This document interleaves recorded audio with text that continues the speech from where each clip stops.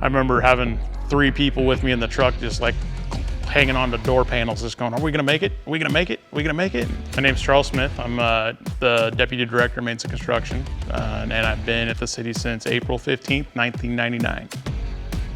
So 2004, we had a freeze event that was somewhat similar to this one. It was single-digit temperatures for like 7 days solid, as opposed to like 2 or 3 days. There was definitely some similar characteristics though that brought back some memories for me when this event happened.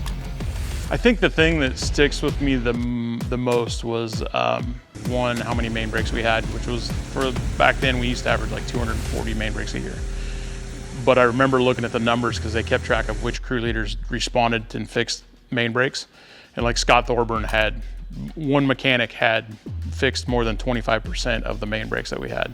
I was like, dude, the guy's an animal. He's a beast, and he's still working here. The other thing that stuck out in my mind was just trying to drive around the city. But I remember being on Mount Scott Boulevard and coming down 122nd, 112th off of Mount Scott Boulevard, and just thinking to myself, not sure how I'm gonna make the corner at the bottom.